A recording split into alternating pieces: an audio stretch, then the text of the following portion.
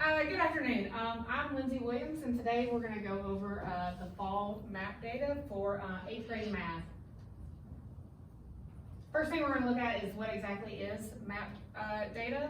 So MAP stands for Measures of Academic Progress.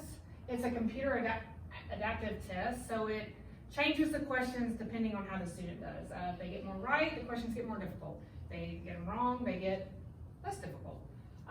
At the end, they're given a RIT score. This RIT score measures where they're at on grade level. Obviously, on, above, or below. Here at Westside, we test them 3 times, the fall, winter, and then right before milestones in the spring. So, here are our 8th grade math map scores. The mean RIT score that we have is 216. 222, I think this might be overall. So anyway, that's 110 students that are at or above district grade level. If you can see here, it breaks it down by percentage in terms of the bottom 21%, and then 21 to 40%, 41 to 60%, 61 to 80%, and then 80% or above. So how does Westside stack up to the national norms? Our mean RIT score was 216. And as you can see here, when you take it each time, so beginning of the year, mid-year, end of the year, so the mean RIT score for the nation is 226, so we are a little bit below that, but they have a deviation of 17.85, so the range, we're in the range, but we're definitely at the low end of it. So what do RIT scores mean? They relate directly to milestones.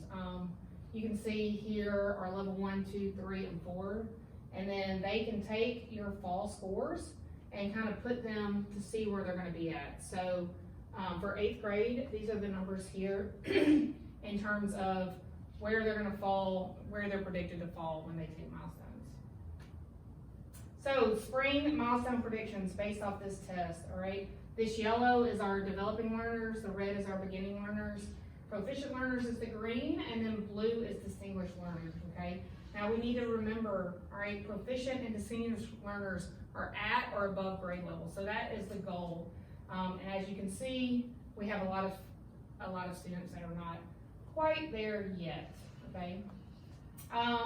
This is the trends, okay? So this group of 8th graders, when they were in 6th grade, these were their RIT scores as they went. So beginning year, mid-year, end of year, and then 7th grade, same thing. And then obviously we've only done one for 8th grade. One thing we see here is that they are growing. Okay, RIT scores, 1 point's 1 point, whether you're in 6th grade or 8th grade.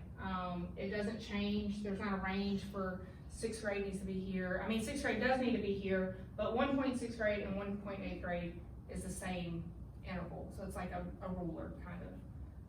So we do see some growth. Obviously, when you go from end of year to beginning of year, there is a 2-month summer, so a summer slide's pretty normal. Areas to celebrate on this, okay? Students did grow every year, okay? Every time they've taken the MAP scores, minus that summer slide, they have increased. Almost 25% of our 8th graders are proficient or distinguished learners, which is more than last year. So it's not probably the ultimate goal, but it is growth. So showing growth is a good thing.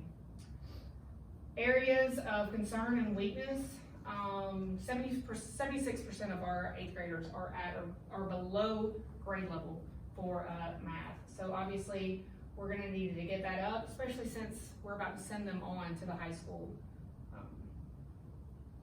So action plan. First thing we're going to do is we're going to have professional learning on map data.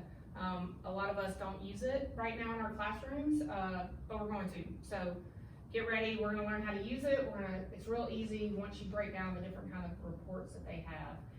It also will show you how to differentiate. It will make it easy. They use differentiation. And us as connection teachers, you know, we teach a lot of kids, but these charts make it really easy to just pull up a class and bam, they're in groups already for you. So the first one we're going to look at is your class reports. So it tells you, so this is my class. I have 17 students in it, their mean RIT score, the deviation, and still what the district score is. And it also kind of shows you the areas that are areas of concern.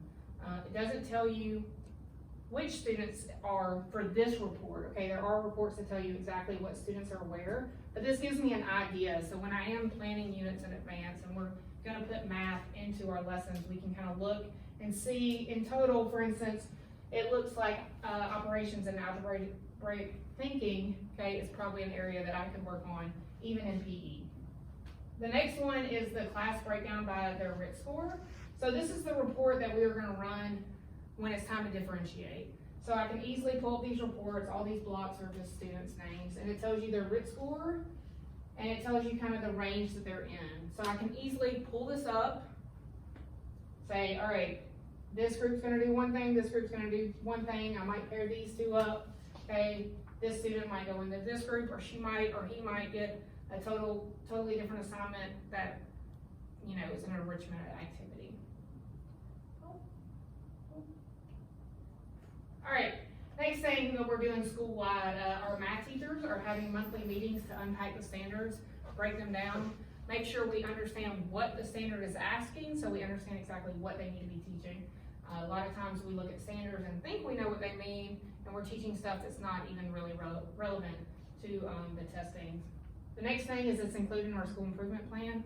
We look at this a good bit. There's only 2 goals, and one of them is math related.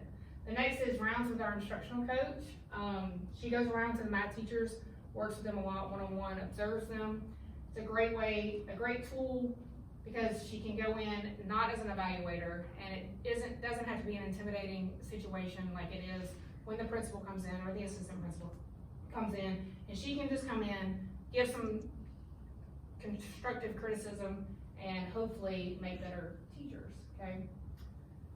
District-wide, we are implementing Open Up, the new math program that breaks down all the lessons a little bit more for students. It's a lot of online stuff that the kids seem to like. They can also work on it at home, and they can also redo assignment after assignment after assignment until they get it. It's not submit it once, that's your grade. They can continue to do it for mastery, because grades sometimes don't actually show mastery, okay? Because if students redo something, their grade should reflect that, okay? Next, district has hired a math specialist to meet with the teachers monthly too. So another monthly meeting that the teachers have. Specialist comes in, again, they look at the standards, they look at lessons, they plan together. The next thing we're gonna do is we're gonna retest the math 2 more times. As students grow, different things will pop up that we need to work on, more interventions that we can identify for particular students. This is my reference. I got all my stuff off of the internet on the Map Growth website. Any questions? Awesome. Thank y'all for your time.